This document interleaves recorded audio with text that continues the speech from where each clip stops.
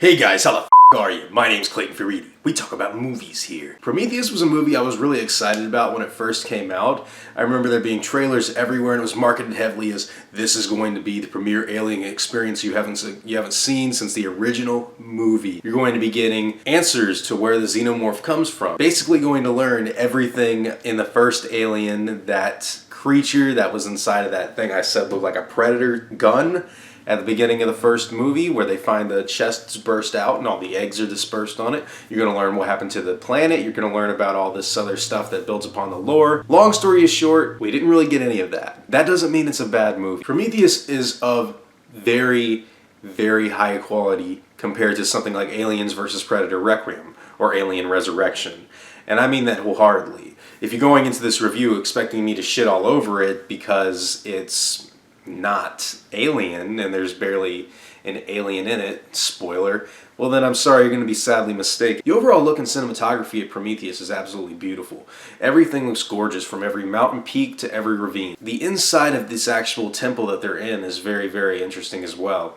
It's full of cavernous areas that are being observed by little balls that shoot red light out to scan the environment. You find bodies in places that you wouldn't expect to find life. It's also got very much of a dangerous aesthetic to it, similar to how LV-426 did in the first two Alien movies. It is much more surreal, I think, than the Alien movies have been in a while. Even Alien vs. Predator, though, it took place in a big pyramid underneath the ice in Antarctica, which I actually think this movie took a lot from, whether Ridley Scott wants to deny that or not, or say, okay, yeah, it's true. There's even a scene where they actually talk about going down to the pyramid and what we're going to do there, just like out of AVP. Interesting. He's talked shit about that movie, but there's too many similarities. The set design is amazing. From all of these creature effect bodies that are laying dormant on the ground to all of these areas full of vast black canisters that breathe this evil life. It is a gorgeous looking movie. The tone of Prometheus is much, much more interesting than the tone of, say, something like AVPR or Alien Resurrection, which doesn't really take itself that seriously and is instead just an excuse to show shit on the screen. Prometheus actually has a lot going for it in terms of ideas. Where do we come from? Do we just come out of the primordial ooze and decide to walk around and become humans, or were we seated here? Were we actually set here by a creator? And Prometheus goes into that actual question in spades. There's so much to look forward to for this movie in terms of ideas, thoughts, and actual logic. I really liked that they sat down, took their time, and developed a very interesting story. The acting of Prometheus is also standout.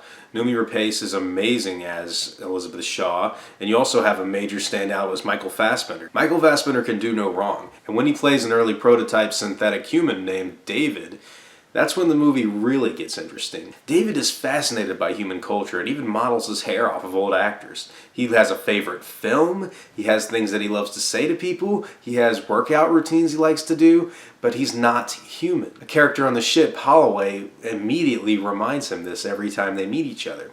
There's obviously a discord between some of the people that are here, and there's actually even a little bit of questioning going on for the audience and of the cast members alike, if whether or not one character is a robot. We already know David is a robot, but there's also another character, Vickers, the captain of the ship. She does seem quite robotic, and she does some things that seem unnatural at times. However, she's very different from David in both motive and personality. Now, is Vickers not a robot? I don't know. I don't really think anyone knows. I don't think we will ever know. It is revealed later on that she may or may not be the daughter of Wayland himself. Now, whether that's true or not, again, she definitely looks up to the guy, but I really doubt that she's flesh and blood to him if she's not a robot. That brings me to the writing of the story. It's terrific. This is the best written Alien movie since Aliens. They've really done a terrific job creating solid characters in a solid environment that actually feels tangible and real in this universe. And it's very entertaining to watch. I love watching these characters go through these hallways and check everything out of this ancient lore for the alien. When you see the painting of a xenomorph-like creature on the wall, heralded as almost a Jesus Christ figure, it's amazing.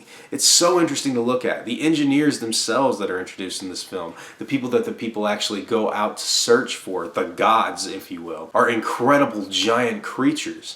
that bring life to planets by taking their own. It's an incredibly interesting concept, and one that I never would have thought would have been told in this franchise, the Alien franchise. You know, I really didn't think the series had much else to offer until this movie came out, and it blew me away. Did it blow everybody else away? No. This movie is hated by some people, and I want to talk about that very quickly. If you hate Prometheus, if you think it's trash and a bad movie, I don't trust your opinion on film. If you seriously sit down and say Prometheus is not worth someone's time watching, you're wrong. There's literally too much this film does good that I could actually ever sit down and say this is a bad film, because it's not a bad film. And I've seen that happen to some movies. Some movies don't offer what audiences actually want to see. In this case, a tangible alien or something anywhere like the other Alien movies. There's not jump scares. There's not areas where people are shooting at aliens and watching them climb around the walls. There's not areas where the alien is popping out and stabbing people in the head.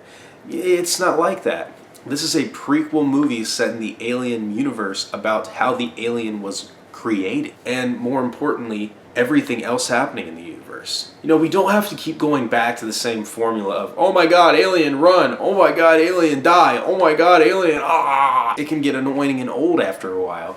And I fucking love the fact that Prometheus took so many damn risks. Now, did it pay off? Some people say no, but I'm going to be honest with you. This is my third favorite Alien movie as of this review. I really think it's a great film. That doesn't mean it's a flawless film. Prometheus has one issue, in my opinion. It's the scene with the scientist actually getting lost in the pyramid and observing those canisters late at night, and the stupid fucking thing one of them does. One of them, the one on fucking drugs, actually doesn't do anything idiotic, and the other scientist does. I'm not going to spoil the movie. I feel like I've already talked about a lot of the plot points in depth, but it is really stupid, and it is eye-rollingly bad, and it is really inexcusable. That being said, had it not been in the film, Prometheus would have been a perfect film, in my opinion, a 5-star movie.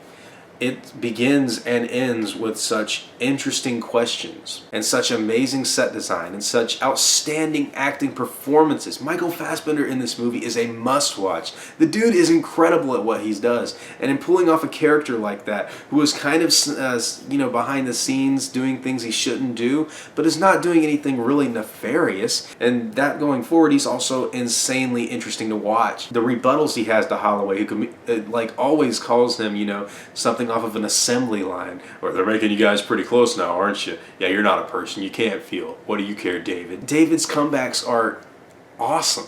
And he's truly an interesting character, along with Elizabeth Shaw, played by Noomi Rapace.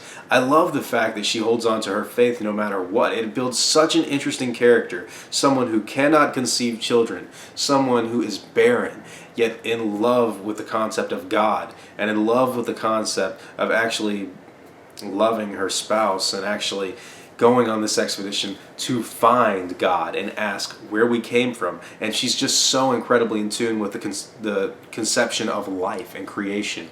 It's an incredibly well-written character. The plot twists in this film in the third act are quite awesome, specifically with the alien creatures.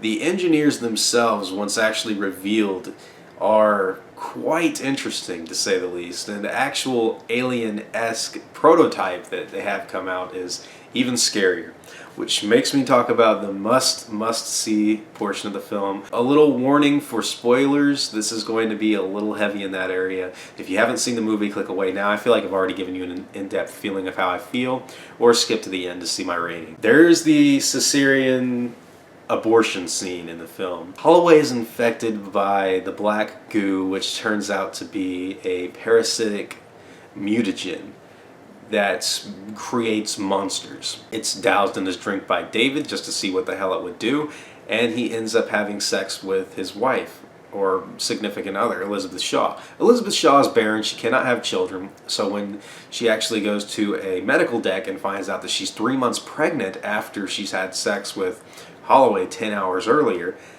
that's not good.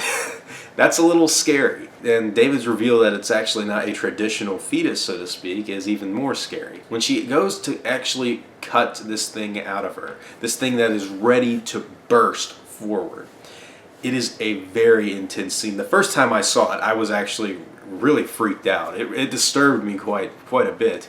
It's a very, very gross scene.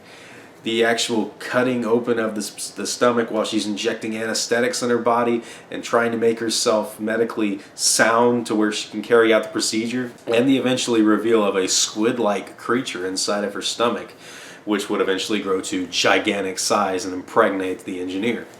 It's terrific stuff, and it's very good pacing, very good writing, and very, very suspenseful. If you've not seen the movie, you have that to look forward to. If you have seen the movie, holy fucking shit, dude.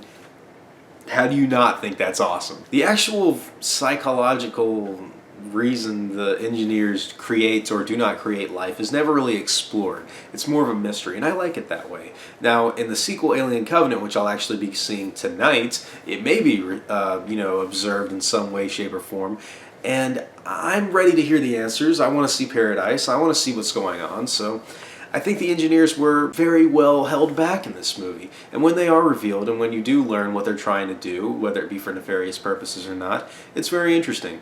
And I think that they were handled perfectly because all they were was a bag of bones body and a fucking telescope in the first Alien movie with no explanation whatsoever at all. They really handled the engineer, space jockey, whatever you want to call him, perfectly. I've already talked about the insane scientists that do some really fucking retarded things, but I really, really think that it's the one thing that holds this movie being back from a 5-star film. That being said, I really do love another portion of the movie that people don't like, which seems to be the design of the alien creatures in this movie. The squid creature that grows into a large face hugger with sharp teeth like a kraken that latches onto the engineer is amazing to me. It overpowers them and it just falls on top of his body, where he's impregnated by such a strange creature. And the alien that eventually does erupt from his body is not a small chestburster. It's a larger goblin type of creature with a large spike for a dome that actually cuts its way out of the back of the chest of its victim. It's great design, and it's really, really, really creepy. And my overall thoughts on Prometheus are I actually think it is a stellar return to the Alien franchise. When Ridley Scott came back to make this thing, he kicked fucking ass. Some people don't like this movie. Some people wanted more Alien. Some people simply say it's a terrible film because it didn't give a single xenomorph, facehugger, chestburster, whatever. I am calling you out on your bullshit. Prometheus is a terrific film. There's nothing utterly wrong with any of the writing, directing, design, anything like that. If you were upset that it didn't reveal enough things for you, then I think that you missed the point of the movie entirely. We don't need concrete answers to everything just yet. This is chapter 1. And chapter 1 is an amazing first act in a prequel Alien setup. It is set up just that. You don't want all of the things to be revealed immediately at the beginning of your movie. What if Jaws started with the fucking great white shark jumping out of the water and landing on a buoy and destroying Christie in the water and ripping her to shreds? What would the point in seeing the rest of the movie be? You already know what the shark looks like. No suspense whatsoever. There it is. Oh boy. That's the thing with Prometheus. I think it's really well written, and I think it's very, very intelligent. And I honestly believe that it's one of the best Alien movies that's been made. Big things have small beginnings. Well guys, it's been really fun talking about these Alien movies. I really enjoyed half of them, I feel.